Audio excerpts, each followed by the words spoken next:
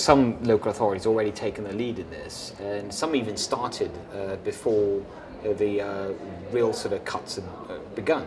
For example, my own district council, Bromsgrove, has a shared service agreement with its neighbouring borough council, Redditch. And although they're small budgets in the context of, let's say, a county council, it's still significant in percentages. You had Bromsgrove, total budget about 11 million a year. It managed to save over $1 million a year just through shared services, the shared senior officers, whether planning officer, the legal services, the CEO, and shared back office payroll. And I think that is certainly one way to go for a lot of councils. They can share this and keep more money for the front line. I think councils, there is a role that they can play in the sense that clearly, by the very nature, because they are local, I think they have a very good understanding of what the skill sort of black spots are, and then come up with a proposal about how that can be dealt with. I think the biggest folks really should be around FE colleges and the roles they can play. But I know, again, from my experience from my local council, both the district council and the county council, they have a very close relationship with the local FE colleges, and because the FE college obviously can work on the skills bit, but the council will have, for example, for some of the district councils in Worcestershire, we have an economic development officer, and he's constantly in touch with companies in the area and this kind of skills they're looking for. And I think so if they work together, they're going to get a better result.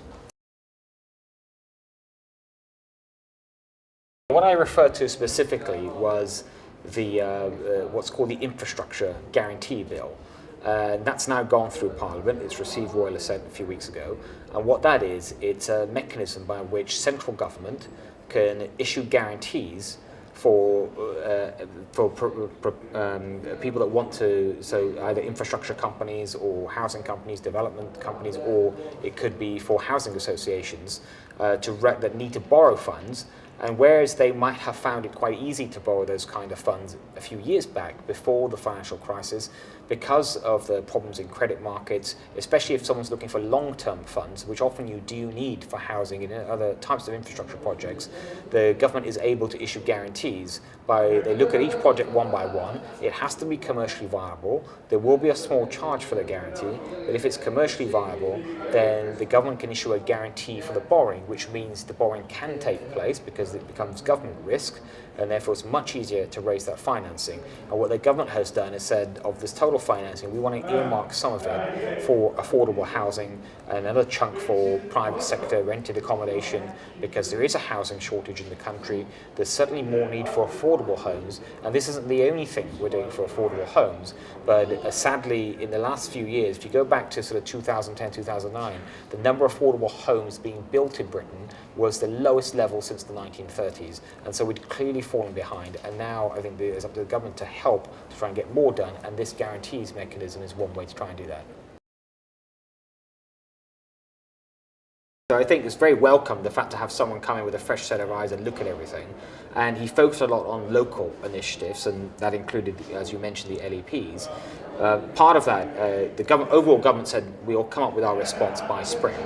But so far, some of the elements we wanted to get a sort of early start on. One of them was he'd recommended a kind of what he called a single pot of growth funds for a local area.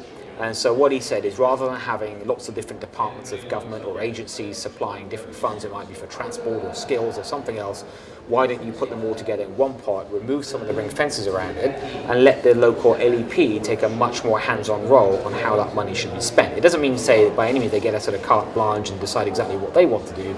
It means they should be allowed to then bid for some of that funding, and because maybe in each area there will certainly be different senses of priorities. One might be more focused on infrastructure need, whereas other might be focused more on, let's say, skills need. And the idea is that by having a single pot, it's better catering to the local requirements.